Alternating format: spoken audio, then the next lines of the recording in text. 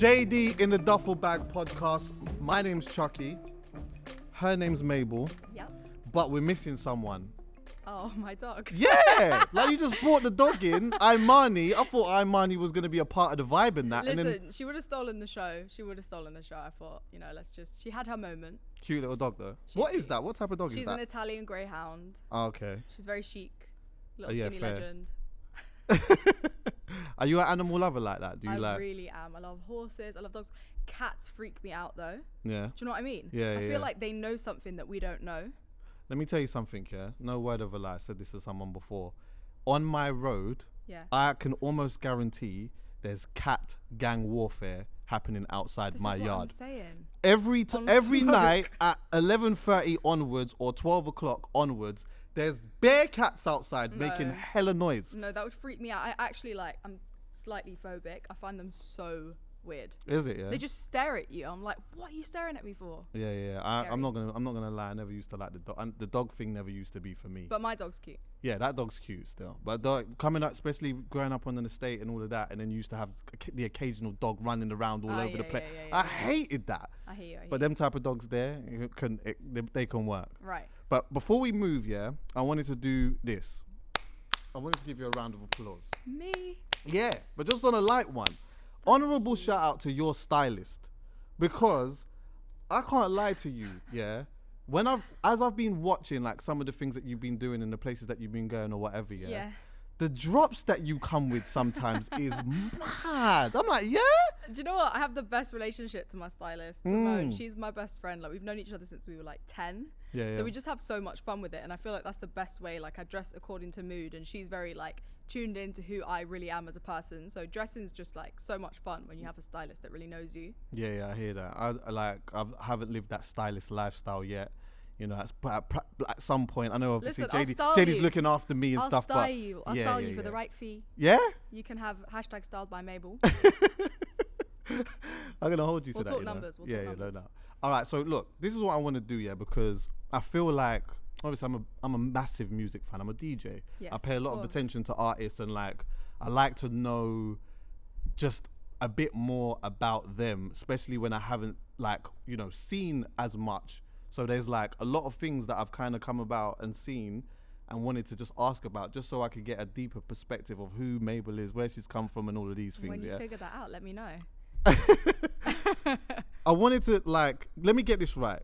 Was you born in Spain? I was born in Spain. All yes. right. And then you lived in Sweden for a little while. Lived in Sweden. All right. So how old was you between when you left Spain and went to Sweden? What was that So age I was there? like a baby when I left Spain. Then we lived in London for like 8 years. Okay. Then I moved to Sweden, lived in Sweden for 10 years. Mm-hmm. Moved back to London when I was 18 because I was like, let me focus on this music thing and like make connections with people and get in the studio. And that's why I moved back, really. Okay, fair. All right, then do this for me, yeah? 16 years old. Yeah.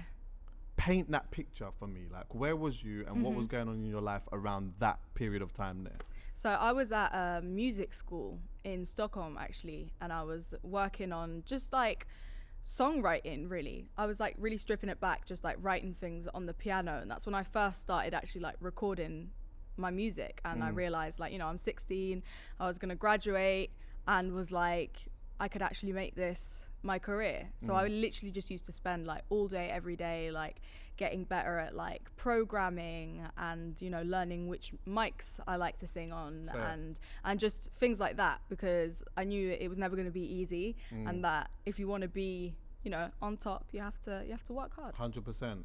So, and also naturally, obviously, I don't want to get too much into this, but I know everyone knows you've kind of come from a musical Of course. family background, godfather, course. uncle, dad, Right. all of these things. Like, was that your natural direction to go in then as being a kid? Did you feel like, well, okay, mum does it, dad kind of works in it and does stuff too, like this is maybe something that I'm supposed to get into, or was there more of a feeling involved in that? There was just a feeling like I've always performed, said my parents. Like since as long as I can remember, I've enjoyed singing, dancing, having people watch me do that. And I must have been about 5 when I kind of connected the dots between, like, because I just started learning how to play piano, and I was like, I see my mum and dad write songs all the time, and I figured out that like, oh yeah, if I just sit at a piano or guitar or whatever, and I think about like what am I feeling now, and I sort of do those things together, like that's a song, and I just like fell in love with that process. Man, literally been writing ever since. I used to play piano.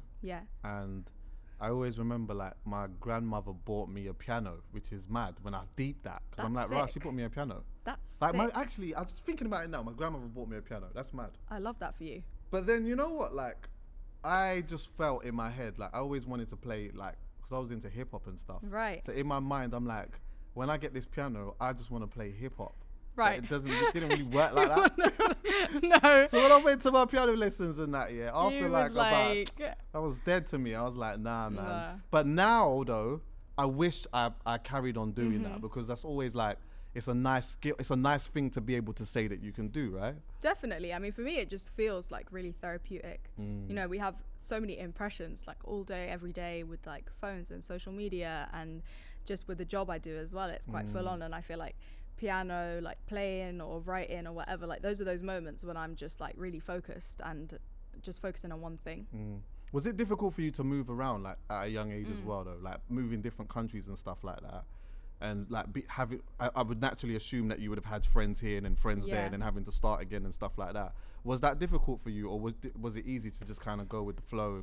I mean, I always say like kids are amazing because you just kind of adapt to your environment. Like because we were moving and my parents did music and we were doing all these things, like I never thought any of that was weird.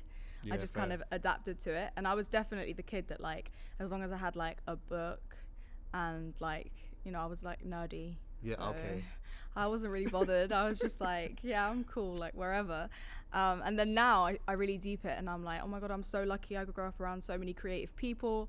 I traveled the world like a couple times. Like speak a couple languages and that? I speak a couple languages. Like that's such a blessing. Yeah, I do. I speak Swedish. Okay. Do you speak Spanish as well? No. My Spanish is okay. People always say, oh, Spanish is okay. But I'm very fluent in Swedish. 2 is better than 1 though. Right. And like, obviously, learning it when you're young is a lot more easier than learning it when you're an adult. Right. I feel like now learning a language would just be a myth. Myth. Yeah. I've always said at the beginning of every year, I'm like, yeah, do you know what? I'm going to learn a new language and that. I download one app and I use it for like 1 day or 2 days and that. Yeah. And then, this becomes an absolute myth.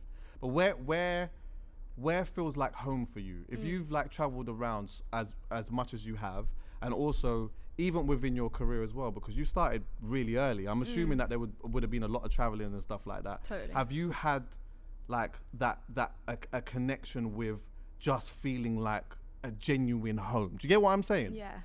So I do feel like a cheesy answer, but like because I've traveled so much since I was a kid, and I really learned from my mum and my dad that like wherever we were, if we were together, like that was home. And my mum's really good at like, you know, she'd bring out the candles and like she would still be like making food in the hotel and like, you know, so I feel like I'm really good at that, you know, as long as I'm with people that I love and my team are like my family, like we're always home. But it's interesting because I traveled a lot when I was a kid, and I never really felt like I needed that like one place to be connected to. But since I moved back to London, I do feel like this is home, and I think it has a lot to do with the fact that there's so much amazing music and things going on here now that like this is the only place where I want to create. Like this is where I want to be, and like I do feel like I came up in such an exciting time of like, especially like hip hop and R&B in the UK, and like everybody's looking at us now. Everybody's looking over to the UK. Like finally, do you know what I mean? Yeah. And I feel like that's like it's a beautiful thing in a sense, because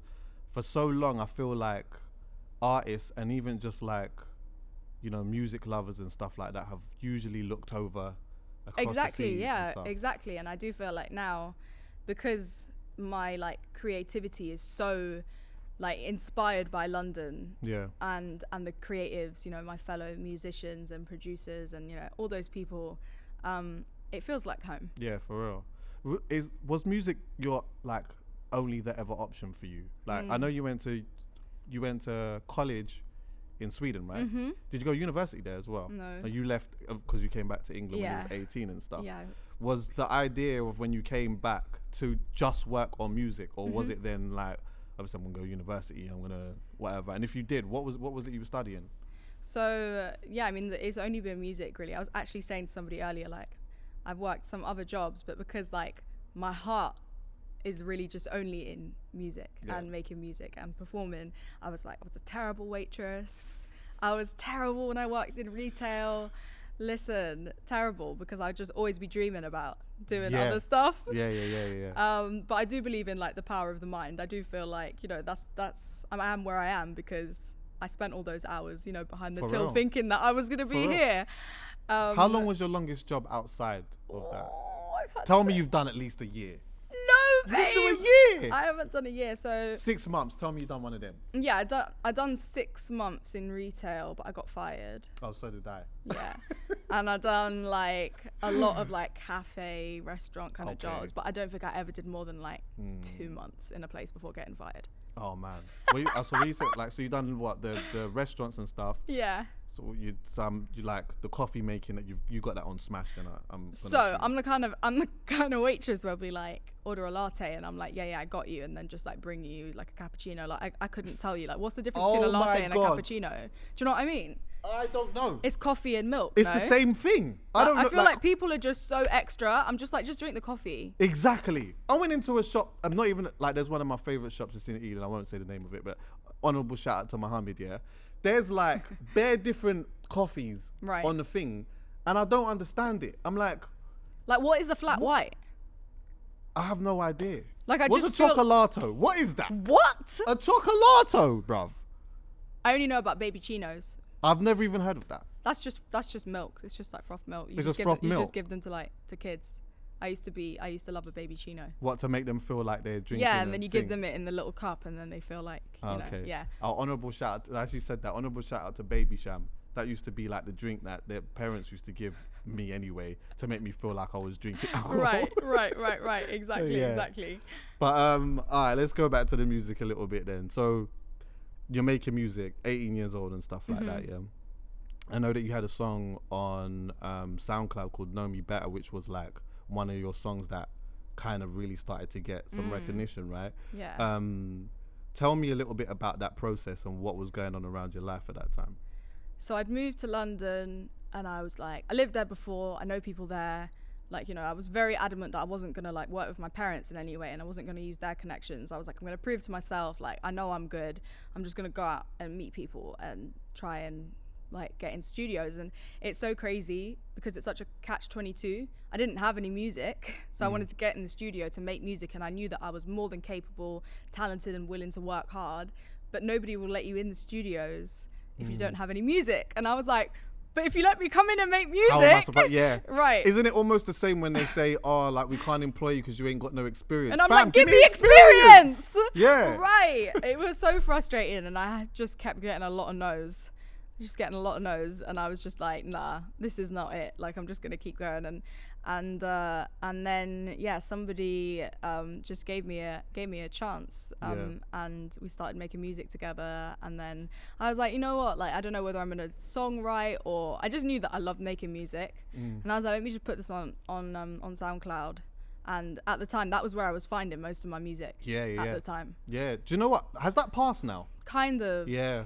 Sadly. Because I feel like SoundCloud at a period of time served a strong purpose. It really did. Like, you know, artists, aspiring artists in particular, putting their music on a platform, and people that were keen on looking for stuff like that would go there. But I guess that doesn't. No, so much I don't know. anymore. But I mean, it definitely made all the difference to my career, because I put it up, and then loads of people started blogging it, and it was getting blogged a lot. And then like Annie Mac heard it. Honorable shout out to Annie Mac. Yeah, big up Annie. I love you, man. And she just started playing it on the radio, and then I signed a record deal a month later. I know, but with that, because I don't even want to. I'm a person like this. Yeah, I like the intricacy. Yeah, I love the intricacy. So there's a couple things that you mentioned first, right? Yeah. One was you was adamant that you weren't going to use your parents' connection and stuff. Why was that such a thing for you? Because I knew that I was talented. And I'm not ashamed. Like, you know, some people are like, oh, I don't want to be connected to my parents. And I'm like, I am who I am because of who they are. And I'm proud. I'm proud of my mum. I'm proud of my dad. I'm proud of the things they've accomplished. But I'm very much on my own path. I'm my own artist. And they've never got involved in any of it because, you know, they wanted they knew that I could do it by myself. I've always been like that. I've been very independent, like even in the way I used to like build my Lego when I was a kid, or like the way I used to color things in. I was like, I'm gonna do it this way because this way is the most lit. Yeah. And I just wanted to, I think more prove to myself. It wasn't about other people. It was more just like, I know that I can go and hustle and make it happen because I'm talented. And like, I think if you work hard enough, you're making good music, nobody should care who your parents are. For real.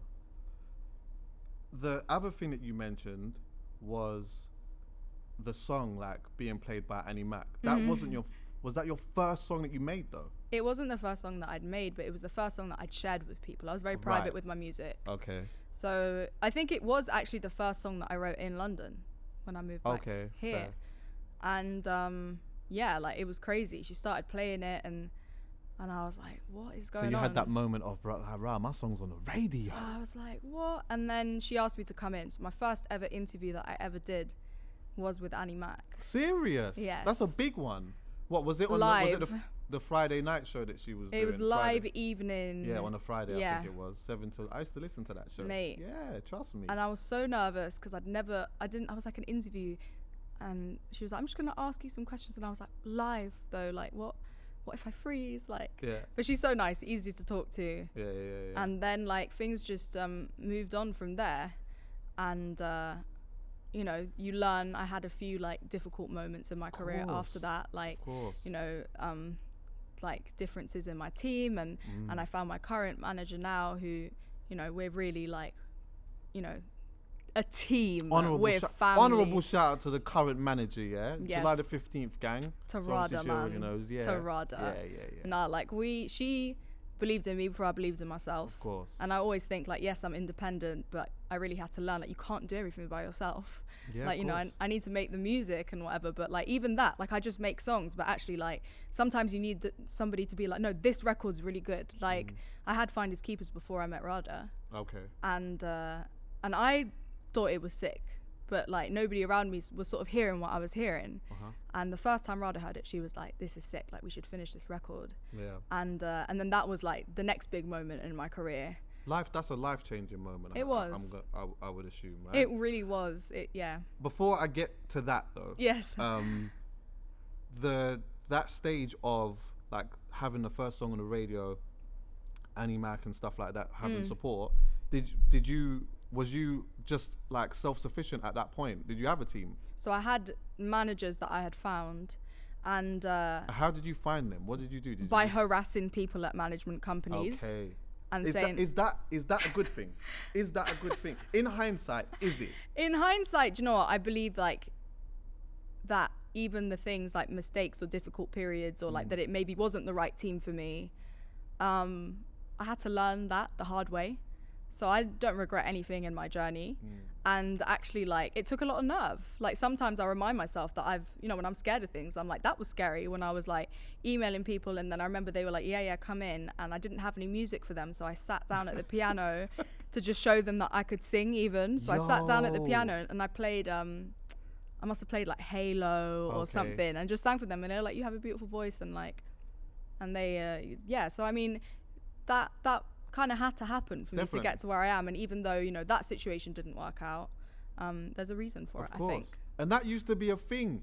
That's another thing that used to be a thing, going to like the record labels or like the management companies and that, and taking out the piano or the guitar and stuff like that and just singing. People don't believe me when they're like, nah, there's no way that happened. I'm like, fam, like I sat down at a piano because they were like, we don't have anything to play us. And I was like, I mean, if you get me in a session with somebody, I'll write a song. Like, other than that, like, I can just sing another record for you. I think maybe obviously today, in this day and age, it's different because, like, people are creating buzzes from their bedroom and doing all that type of stuff. And, like, usually you'll probably find corporations and whatnot maybe looking at the buzz that they have around them. And instead of, like, someone necessarily having to come in and perform, like, now you can just, like, look at that. I remember having a conversation a while back with someone called Darkus, who was the president of Island Records, and he was talking about Amy Winehouse, and that like he was just saying that, you know, he came to his Mad. office one day And she was just sitting in the corner, and he was like, well, play something then. And she ended up playing one of the songs that ended up being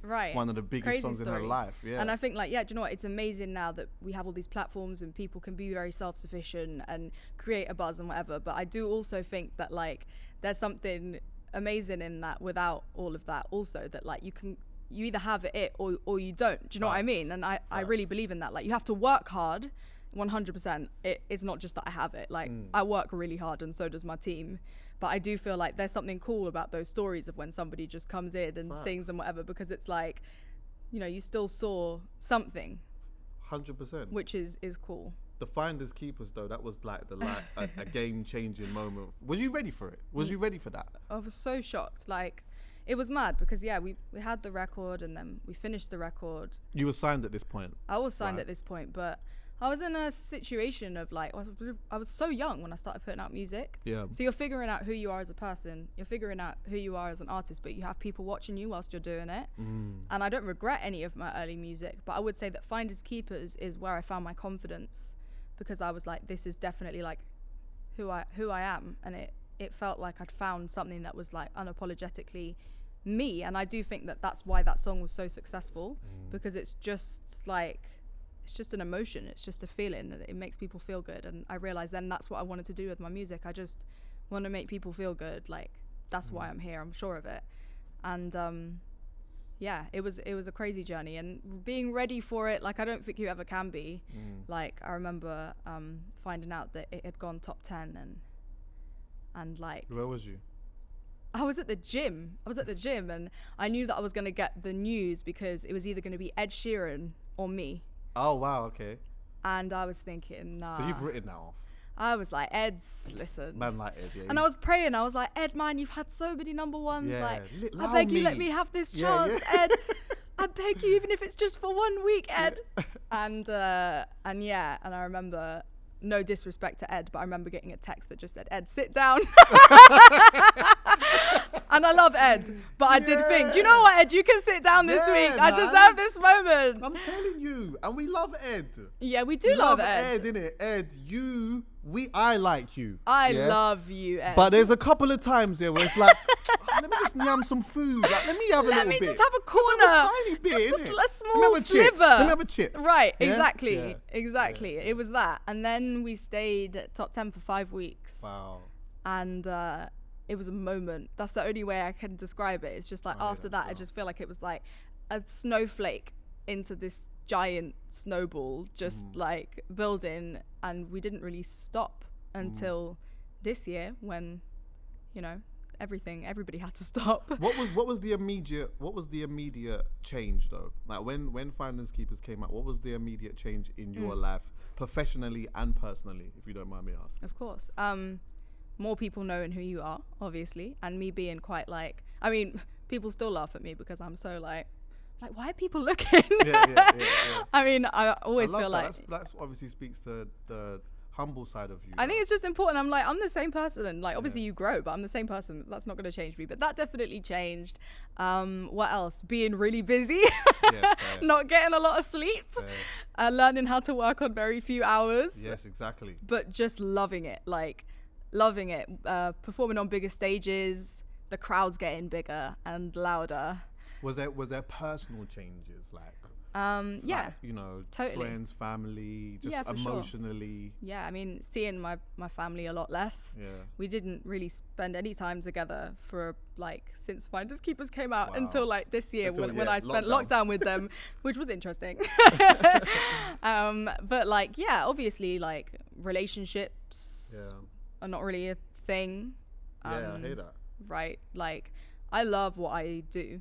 I know that obviously there will be time for a relationship at some point, but when you're not in the same city for longer than 24 hours, how does it work? Like, you know, there's some people that are like, you know what, I don't want to date someone in the same industry as me.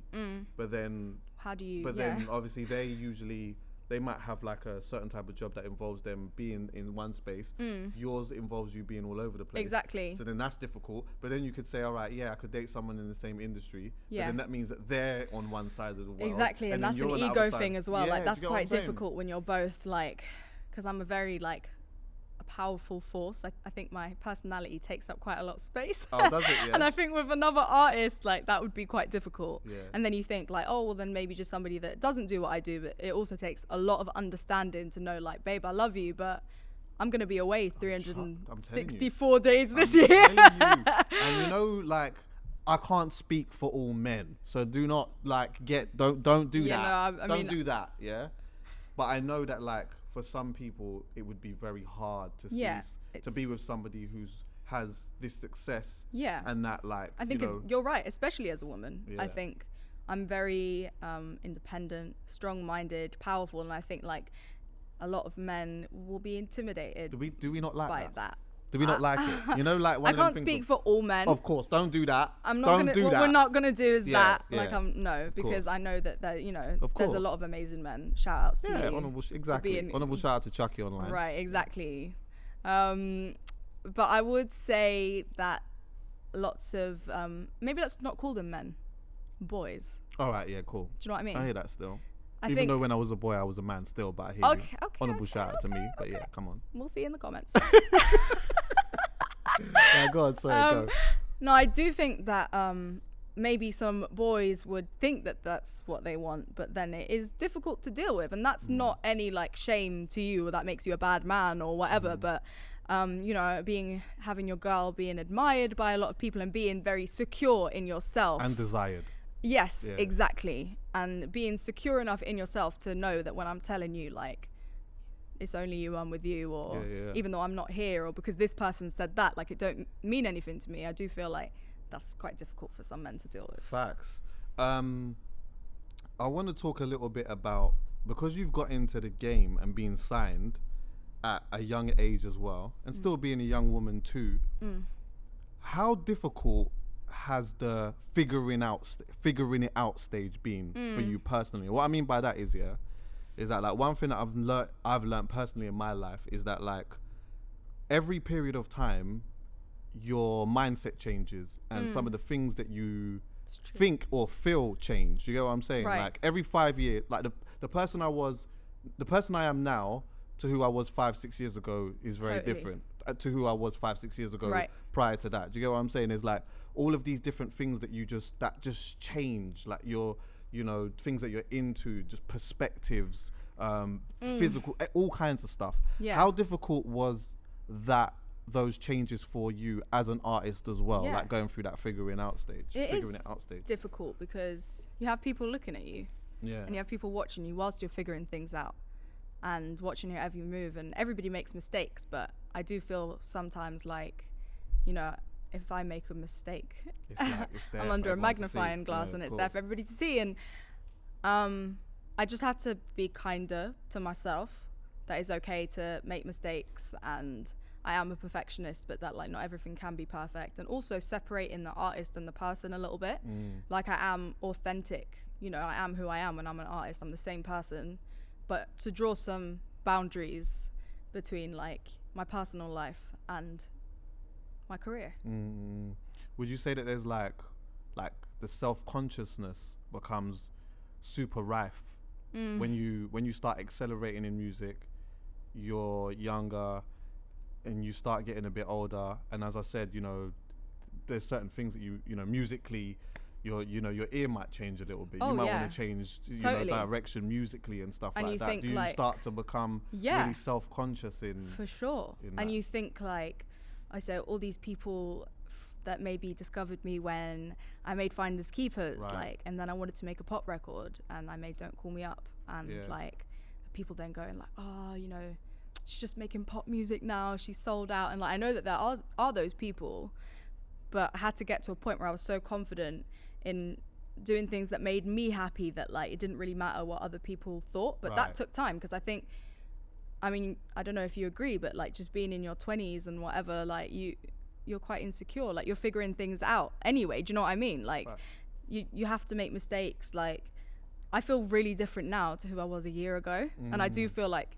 your 20s are kind of like that. Yeah, definitely. You go through all different types of stuff. So like being an artist as well, like of course like my ear's gonna change, and like, but I just know that my fans, like my real fans, like the people that I really care about, know that you know, if I'm making things that make me happy, like I know they're gonna love them too. Yeah, and But they'll it ride. is difficult, Yeah, obviously, and with the they'll bad comments and the like. Listen, I get dragged. Yeah, do you know what? Yeah, I've seen that a couple of times Yeah, actually, man. and I'm like, Yeah. and let's be clear as well. Yeah. Yeah. There's always way more love than there is ever that. It just feels sometimes that very tiny small percentage just feels super loud. It does. How do you deal with that? Me, I'm a log out specialist. Same. So whenever I have, you know, I do this podcast, but I also do my other podcast as well. And there's times where there's conversations that are being had, and it gets like that. And then sometimes people take one, you know, just a small bit of something that's being said, and it becomes a big thing. Right. The moment that I see that something like that is happening, I just log out, because then it feels like it doesn't exist. Is it almost the same for you? Yeah. So I mean, I spent, actually, to be completely honest with you, several months this year not on any social media, but just sending things to my management to post and stuff, because I was getting a lot of things that I felt like people, like how I said before, like I had to learn how to separate the artist and the person. People forget to do that as well, and it's like you're saying things, and how am I not supposed to take them personally? People like, don't take it personal, and I'm like, but she said I'm fat, or he said I can't sing, or you know, and like that's crazy, because I know that that's not true. But like in a weak moment, seeing one bad comment amongst 200 really lovely ones, like, I'm not gonna lie, like I'm a confident person, and I know that I deserve to be here, but I do have days and I do have moments like when I'm just like, it's a lot, and I do have to log out. And like I recommend that to everybody, like regardless of how big your platform is, like it's a lot. And what we're seeing on social media is like, you know, it's not real life, and we're comparing ourselves to other people. And trust me, and I show a lot of my life on social media, in terms of like I try to let people know when I'm having a bad day sometimes, and like I feel like I have a responsibility with my platform to tell people that it's not all just like sexy and cute and fun all the time. Like it's not. Like I struggle with mental health sometimes. Like I have those moments, but at the same time, like, you know, you do just sometimes have to just dip out. 100%. And you know what, like one of the things that you mentioned that I think is really key to remind yourself is that, like, especially I feel like anyone that is accelerating in their field is to really truly deeply understand that you deserve to be there, regardless of what, you know, this person has said that doesn't know you. You can't let them, you know, throw you out of your circle, right? So to because speak. It's like it wouldn't just happen by chance, right? Or you haven't gotten to where you are as some kind of practical joke for people to then turn around and be like, ha! Yeah, exactly. You're not really talented, psych! Punked. Literally, like Ashton Kutcher's not gonna jump out. Like, hey, what happened to him, by the way? Hey, what happened to Ashton Kutcher? I don't know, but that show. Listen, I've had a few moments over the last couple of years when I'm like, nah, Ashton's here. Like, I'm being filmed. Like, Ashton's coming out. You're waiting like, for the camera to come out right. and be like, yep. When Ashton runs out, listen, I might go home and watch that, you know, that's actually jokes. But the don't take it personal thing, there was something that I was trying to practice, that I have been practicing for a while, and it came from a book that I read. And one of my favorite books is called The 4 Agreements, and one of the agreements was, it talks about like not taking it personal, but the angle that it more comes at is from a positive and a negative aspect, or should I say a negative and a positive aspect. And it was like more on a thing of course, like the negative is going to be one thing, but also even with the positive, of course it's nice to hear good things about you. It's good to hear that, but you have to somehow, in some way, as corny as it sounds, really truly believe it within yourself anyway. Yeah. Because if you latch on to the positive, like you sort of, I don't know, cling on to just the positive stuff that people say about you, then the moment that it doesn't become that anymore, you're trying to search for and the they're short highs. They're short highs as well. It's instant gratification. So like whether somebody's like saying that they don't think I'm very good on social media, or like being bad, like being rude and saying that I'm a bad singer or whatever, or somebody saying that they think, you know, my performance was sick and I'm amazing, like those are all short term feelings and emotions. Right.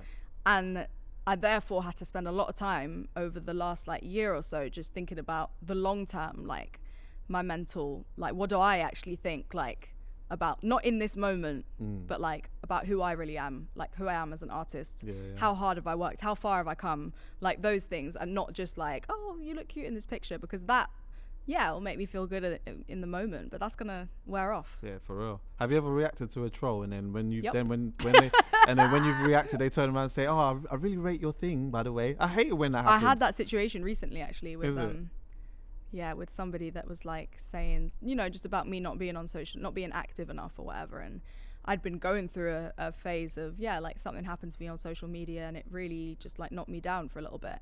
And when I finally went back on there and posted myself, then I had somebody be like, it's not authentic, your posting isn't authentic or whatever. And I just said, you don't know what's going on in my life. Like, but then we ended up blessing it and we had say it like that though. You said you don't know what's going on in my listen, life. I was like, hey, friendly reminder that you don't know what's going on in somebody's life. And then, you know, it actually turned out that, like, you know, it got a little bit heated, but then we had a good constructive, actually a good conversation where she was just like, I just miss you. Like, you know, and I was like, oh, okay, like I miss you too. Like, I love my fans. But like, yeah, that's like the only time that I've ever really like responded to anybody on social media, and it ended pretty well. But I feel like other than that, it's just like, let live and let live. Yeah, I hear you. Do you know, like, actually, I will move off this in a moment, but like, as you've mentioned it as well, I know you've spoken, you know, quite a lot about just the anxiousness that you feel sometimes, especially with going on like stage and performances and just elements of your career and stuff. How have you been finding it now? Like, genuinely, in fact, like, how are you? I love that question. Yeah. I'm good now. I've had moments, like, because I guess I didn't really have time to digest like what was going on around me, and I've always struggled with anxiety. Like, I've always been anxious and had a lot of questions about things and worried a lot about like what other people were thinking, and quite often like forming negative opinions about like, oh my God, they thought this about me or they thought that. And like, just, yeah, quite often being anxious, and then having a quite high pressure job where like, you know, you're just thrown in at the deep end a lot of the time. You got to perform, and like, I hadn't really digested any of that, and just felt like I feel like I maybe was running on adrenaline for a little while. Yeah. And now, like, I'm so grateful for all the things I've experienced, but I do feel like I'm maybe gonna be like a little bit easier on myself in just terms of like, I just want to enjoy things, and if that means that I make some mistakes, then so be it. Like, if I forget a lyric on stage because I was so in the moment and I wasn't worried about like, I gotta get everything right, I am perfect pop star, you know what I mean? Then so be it. And then I'll just go on the gram afterwards and be like, sorry guys, I forgot a lyric, like, lol. I was just feeling it. And like, I did that, tried a few things like that on tour actually, where like I would mess up and usually I'd be like panicked and I wouldn't say anything, but I actually like once or twice was just like, oh my God, you guys, like, I don't know where I was. Let's do that again. And people, because they're like, oh, she's human. Like, and I know that if one of my idols had turned around when I was a teenager and been like, I get anxious sometimes too, or I mess up, whatever, I would have just been like, oh my God, what a relief. I'm not an alien. I'm not an alien, because I just thought, I thought when I was younger that like something was going to happen. Like I was going to wake up one day, and because I had like this man or this hair or this job or whatever, that I was just gonna feel confident all the time, and I was gonna be happy and everybody was gonna love me. And that's not how it works. Like, real confidence is about really accepting who you are. Trust me. And I'm not perfect. Yeah, and it's good to accept and know that. You know what I mean? I'm gonna be honest with you. Like, I couldn't say that like I suffer from anxiety or anything like that. But one thing I will say is, like, of late, for whatever reason, I've been waking up like super anxious. Like, I just wake up and I feel super anxious, and like it throws off the beginning of my day sometimes, because with that is a lack of motivation. Do you get what I'm saying? Well, yeah, I always say like anxiety is, you're either dwelling on something that's happened or worrying about something that's going to happen. So it prevents you from living in the moment.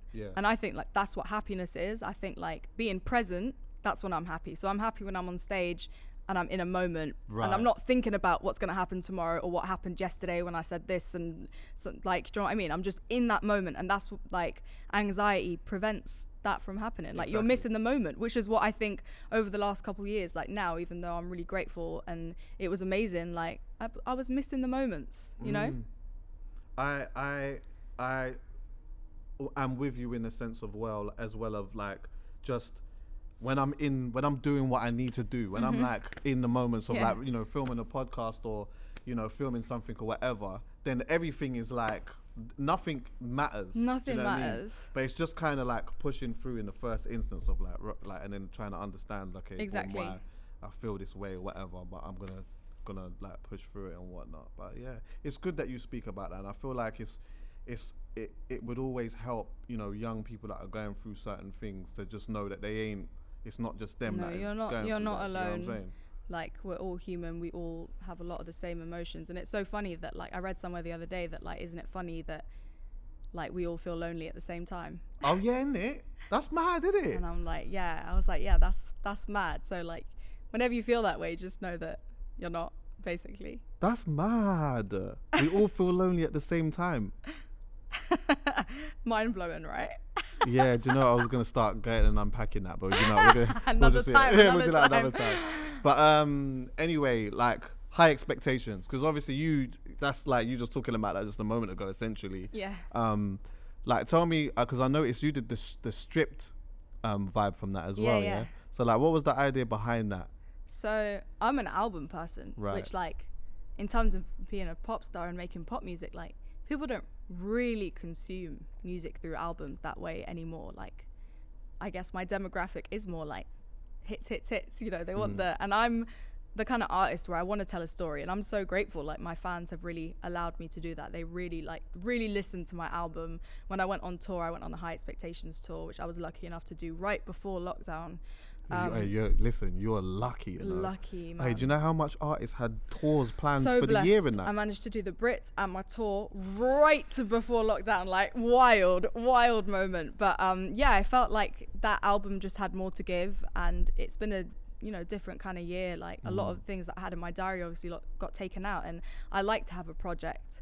And so at the beginning of lockdown, I got Graham Norton. Yeah, it was Norton, and they wanted me to perform my song Boyfriend from home, and they were like, maybe you could have, like, Quick flex, by the way, I just got Graham Norton. I like that. I hear that still. Just, I like them ones, like just a little subtle and that. Yeah, no, I little hear you, go on. And I was really nervous because I was like, wait, what are we gonna do? We're gonna, like, because usually, you know, that kind of pop performance, I would do like a glossy 6 dancers, 8 dancers, you know, all the lights, all of that. Yeah.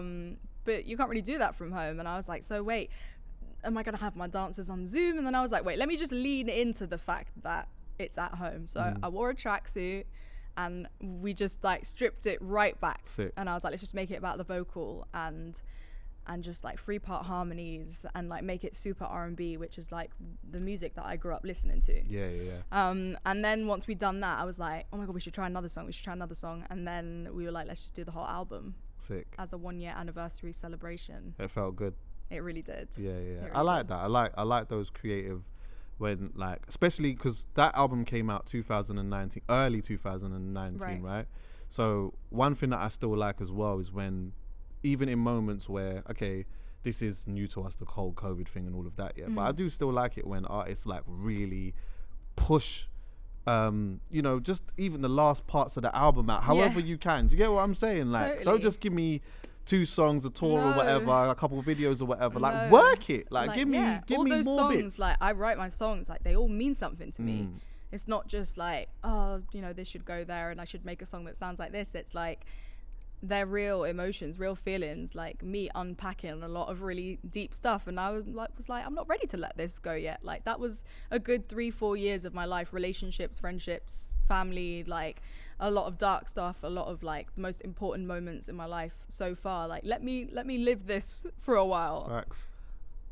I got something that we can unpack. Yes. Right. Let's unpack. So, because I heard you talking about this. Yes. Yeah, so Don't Call Me Up, yeah? Yeah. There's a story behind it. Yes, of course. And I heard you talking about the, like, studying the power plays, like the power shifts and stuff like that, yeah? Yeah. Let's discuss this, because I was having a conversation with a friend of mine just yesterday, who's a girl's, like, going through some situation. Right. She doesn't feel like, you know, like, the guy that she's with is the person for her and all this type of stuff and just all kinds of stuff, but she can't really get away. And I said to her, I was like, listen, yeah, I'm not telling you to leave your guy. You have to work that out for yourself, right? But I'm saying, if you ever feel like that and you genuinely feel that this isn't the one, then try to leave while you're at your most powerfulish. because Right. relationships, as far as I'm concerned, and correct me if I'm wrong, yeah. Yeah, in tell terms me. of emotions, it's never like this. No. It's always either like Always this like or this. that Yeah, or yeah, this totally. or that It or doesn't- whatever. Nothing works Go. like that. Yeah. So I was in a situation where, in terms of power, like I was way down here. I'd lost the ball at some point. Oh, it's horrible when it's like And that, it's though, wild innit? because it started and I was up here. Like Oh, I wasn't right. even really that on it. Like Yeah. it was mad. And then you're here and you're like, how did that you happen? do this? But How did this it ever go happen? back again? Like, did so it- it went like that for ages, and then it ended and I was there. How long and was you up here though? A long time. So you was up here for a minute. And then we kept going up and down, up and Right. down, up and down, always playing these games of like just going back and forth. And then I just was like at a real low point. And I went to the studio with Steve Mack and Camille. It was actually the first time we'd worked together. And I was just like, do you know what? Like, this isn't the first time I've ever felt like this. It was definitely the worst, the hardest hit for me ever. But I was like, I've definitely been upset over a guy before. And like, you know, my studies so far, Go. I was like, you know, the research shows that most of them come back. Yeah, that's for real. They usually come back when when you're here. Yeah, exactly. And then when like and then you know what, you want it to work out Yeah. or whatever, but they don't really. They're not really on that. Yeah. Yeah. And then you just kind of get on with your life, but then you Yeah. still kind of come back a little bit on a vibe of I'm still no, here I'm a little still bit. a little bit. And then they don't take it. So then you're Right. like, all right, I'm definitely going. Gone, and then it's like, hold they're on, like, wait, "Skirt!" what? Yeah. What's going on here? Right. So that's what my studies had shown to that point. So in the studio, I was like, I'm rock bottom right now. I have zero control. I just want this guy to call me, but I want to write a song about how he is, not when, but how he is going to call me at some point, and I'm not going to care, and how good that's going to feel. Right. Because I was sick and tired of the sad breakup song. Yeah. I was like, let's write a breakup song for the people, you know, to make them feel good. Right. And I love looking out at my shows and girls are just there for each other. Like, more time when I'm singing Don't Call Me Up, nobody's been looking at me. Yeah. Girls are just they're just screaming it to each other. And I'm like, Yeah. that was the goal. And we wrote the song. It felt like a moment. Like, we were like, wow, that's crazy. And then put it out, and the positions, the Did it roles change? definitely switched it Okay, again right. a couple times. Is it more? The thing is, though, yeah. Just in staying with the unpacking, just quickly, yeah. Is it more about, like, how much of it is about feeling and the other part being about power? Do you get what I'm saying? So like, here's is the it a thing. part of like you lose a bit of power, and so it gives you a false sense of feeling? Oh, okay, do you know what? Yeah. I need to make this. I need Do you to, get what like- I'm saying? I always say, like, I'm a very honest person, and I won't really play those games, Alright. which is why sometimes I think, like, you can kind of, people will be like, oh, but you're going to end up, like, not having the upper hand or whatever. Yeah. And how sometimes I'm like, I wonder if like, me being a hopeless romantic and wearing my heart on my sleeve is the reason why I've you know, love's been a bit of a losing game for me. Yeah. And I'm like, no, do you know what? I'd rather just live my life that way. Fair, Like, fair, so I'll meet somebody that course. respects that. There's that still rates that. there's bad life to live and But, experiences to Don't have. Call Me Up definitely gave me the upper hand again. Is it? Yeah. Yeah. Oh, it's lit. All right, before we go, because I feel like Amani is looking for you. Right, yeah, you know, all she's of that out there stuff. with her long legs. Yeah, exactly.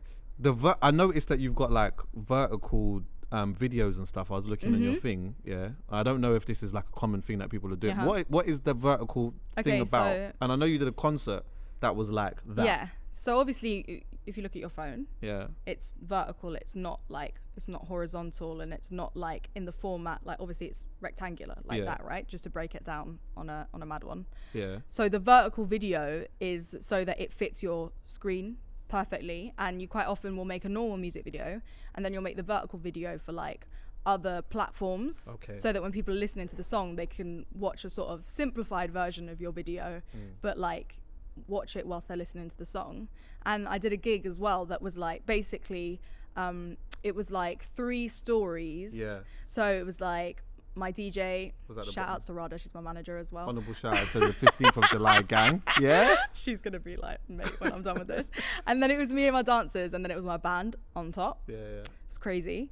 And it was basically so that when people were filming it, it would look like perfect in your phone. All right. Because people come to shows now, and this is it. and This they is what watch do. the shows through their Listen, phone. how long is your on your tour? How was your longest tour? How long was your so set? we were doing an hour and 15. So for an hour and 15 minutes, right, there will be 70% of people that and watch I'm like, the do you ever concert go like back this. and watch those videos? That's what I want to know. I know. But what, like, an hour and 15 minutes on your phone. But that's why I was like, as an artist, that I do spend like, I want to learn to live in the moment, which is what we were talking about before. Yeah. Sometimes at my shows, I'm like, I love that you guys are documenting it, but I'm like, I want you to like feel this moment, like be in this moment with me. And sometimes I'm like, come on. But then I was like, if we are going to be doing that, then let's make a piece of content that is made for the phone. So yeah, no, it's definitely like, creative. As an artist, there's all these other things that we're having to think about. Like, it's not just making music. It's like, we don't just make one video, we're making 2, we're making 3. Like, right. Yeah. Right. Sick, man. Good talking to you, though. It's been lovely. It was easy. Yeah, very, very, very. Hopefully you do it again sometimes. I would love soon that. as well. And like, you know what? Good luck with everything. Thank you. Obviously, I know it's not necessarily the easiest time for creatives, or shall I say artists, as how it has been before, but I guess this has been a great time for you to spend time with family and reassess certain things and be creative, get back into just making music. There's some cool stuff coming. I'm excited. Alright, say no more. My best work yet is to come. Alright, say no more. JD and the Duffle Bag Podcast. My name's Chuckie Online. This is Mabel. Gang. Thanks, guys.